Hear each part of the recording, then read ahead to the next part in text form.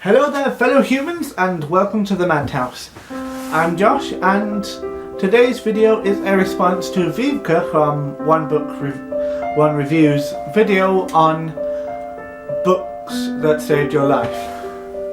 You can check out her channel here and I'll pop the link down below. I have to say that I think this is a very interesting question.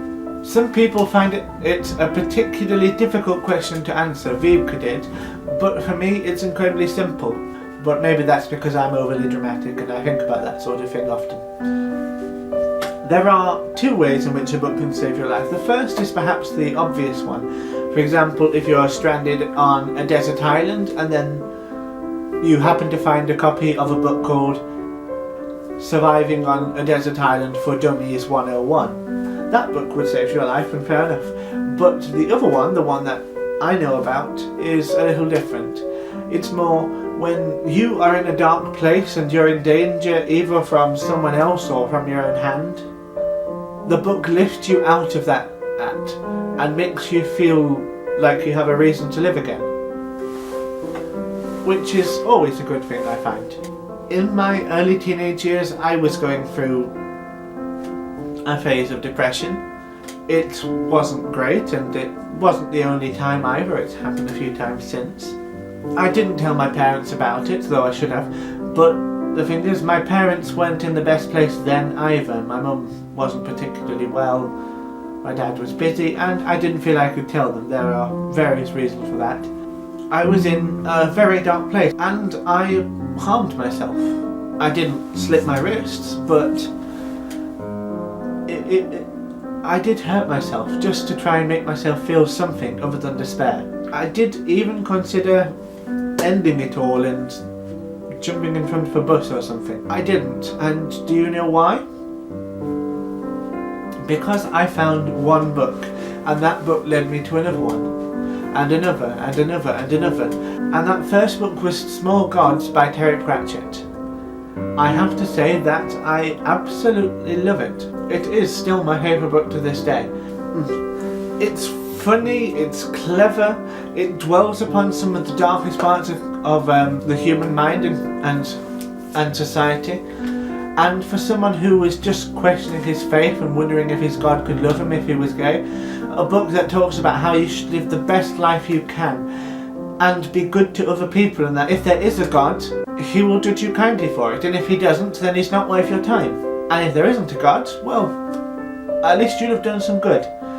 It's essentially a win-win situation, and it really helped me, because I had always had faith, and it frightened me to think I didn't have it anymore. It reminded me what it was to laugh and to smile again, and something else, when it led me to the other books, it taught me how to be strong. From Sir Samuel Vimes, Tiffany Aching, Susan Sohillit, and the indomitable Granny Weatherwax.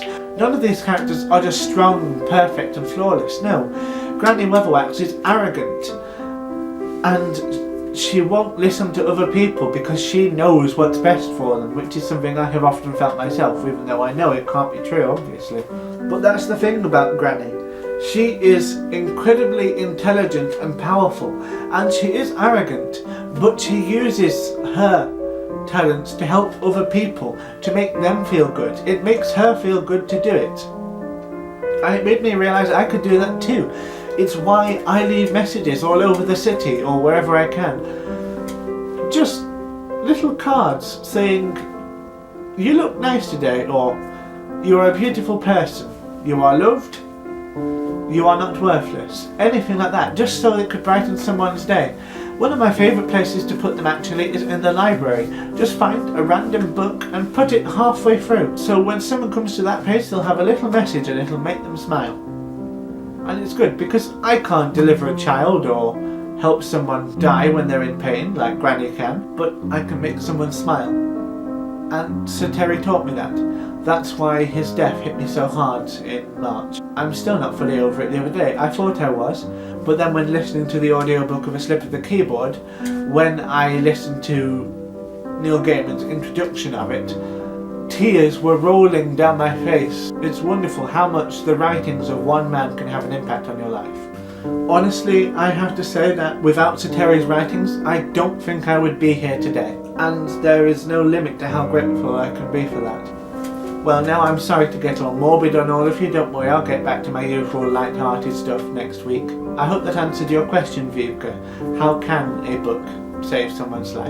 And that's all for today. Thank you for watching. Please like and subscribe or share, and leave your comments telling me what books saved your life, or if any books have. Or if you don't think books can, you're wrong, but I'd love to hear from you anyway. And as always, have a nice day, and bye!